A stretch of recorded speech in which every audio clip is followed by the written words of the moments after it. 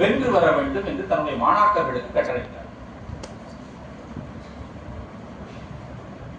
யார்? பஞ்சபாண்டவர்கள். அவர்களெல்லாம் சென்று என்ன செய்தார்கள்? பாஞ்சால தேசத்து அரசனை வென்று தேர்காலியை கட்டி கொண்டு வந்து நேர துரோணரிடம் ஒப்படைத்தார். அதற்கு ஒரு முன்கதை இருக்கிறது. துரோணரும் துருபதனும் ஒரு காலத்திலே சிறு வயதிலே பிராயத்திலே ஒன்றாக பயின்றவர். நூல்களே ஒரு ஆசிரியரிடம் பயிற்சி பெற்றவர். அப்பொழுது துரோணர் மேல இருந்த அன்பினாலே துருபதன், அந்த சிறு வயதில் அன்பு ஒருவரிடம் நமக்கு வரும். ஆனா அந்த அன்பு எல்லா காலத்திலும் நீளும்னு சொல்ல முடியாது. அதற்கு இது ஒரு உதாரணம்.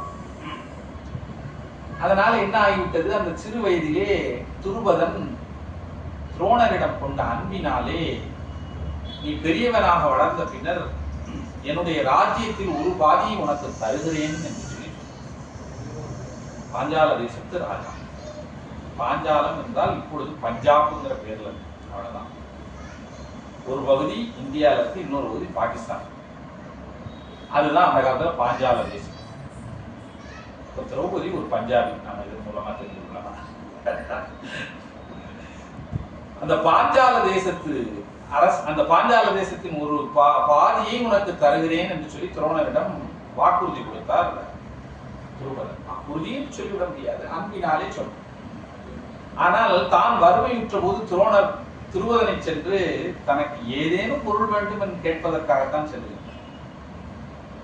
அப்பொழுது துருபதன் ராஜாவாக இருக்கின்றான். ஆனால் துரோணர் ஒரு அன்னக்காவடி, அவர் சாப்பாட்டுக்கு கூட வழி இல்லை.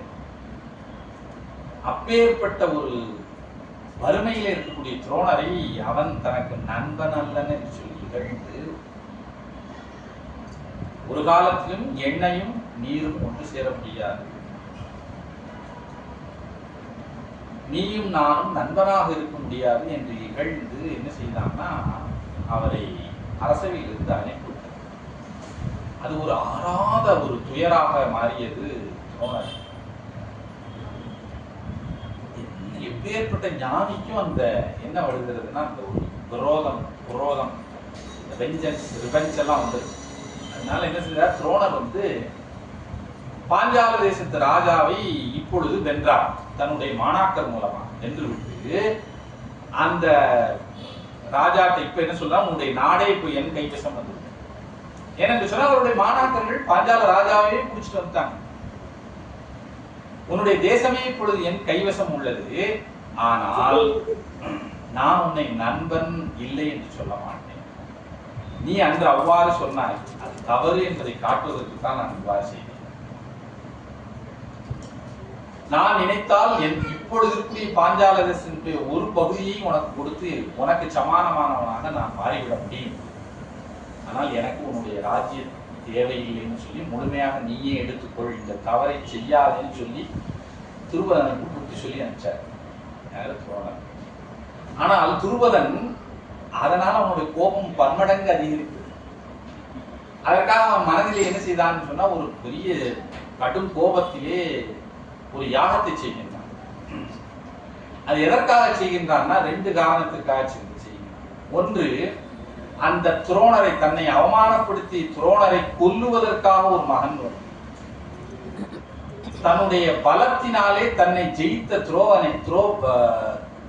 அர்ஜுனனை புல்லுவதற்கு என்று சொன்னால் கட்டி அணைத்துக் கொள்ளுவதற்கு மகன், புல்லுவதற்கு மகள் வேண்டும் சொல்லி ஒரு பெரிய யாகத்தை செய்து அந்த யாகத்திலே பிறந்தவர்கள் தான் திரௌபதியும் திருஷ்டத்யுமனும்.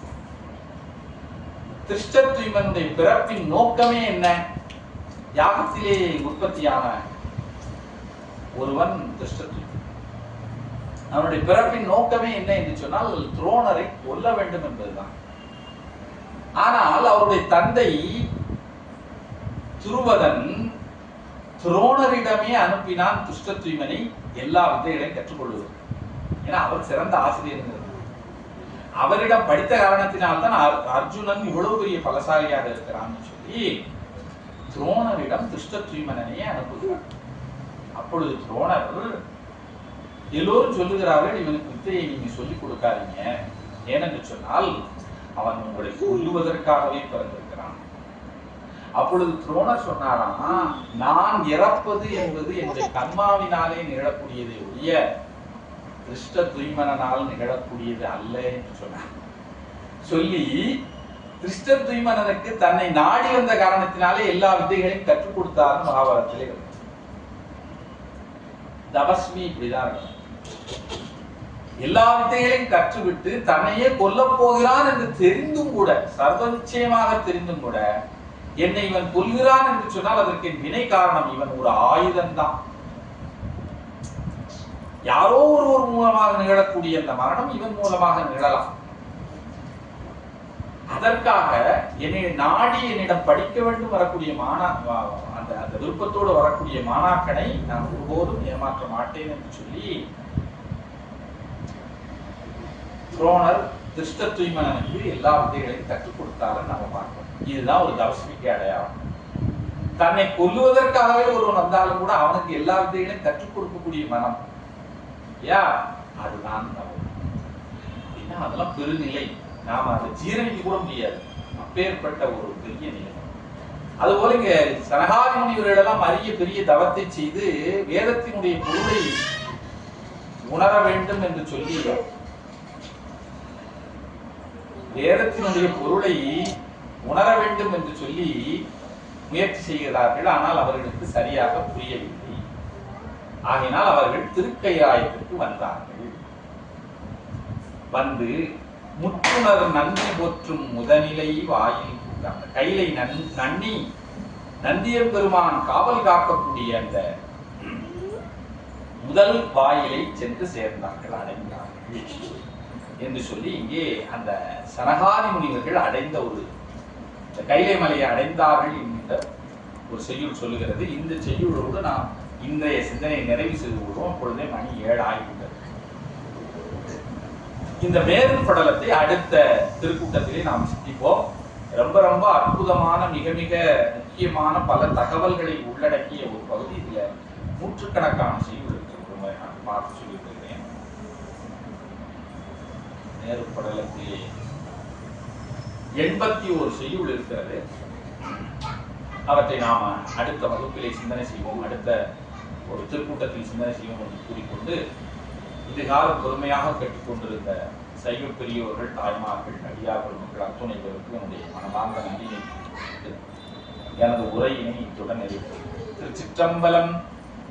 ஆறிரு தடந்தோள் வாழ்க, அறுமுகம் வாழ்க, வெப்பை கூறு செய்தனிவேள் தனிவேல் வாழ்க, உப்புடம் வாழ்க, செவ்வேள் ஏரியமங்கி வாழ்க, யானை நன்கு வாழ்க, மாறிலா வள்ளி வாழ்க, வாழ்க சீரடியாரெல்லாம், வானுயில் வளாது பெய்க, மலிவடம் சுரக்க, மன்னன் பொன்முறை அரசு செய்க, குறைவிலாதீர்கள் வாழ்க, நான்மறை அரங்கழுங்க, நற்றவும் வள்ளி மல்க, மென்மையுள் செய்வ நீதி விளங்குக உலகம் எல்லாம். திருச்சிற்றம்பலம். அரகர.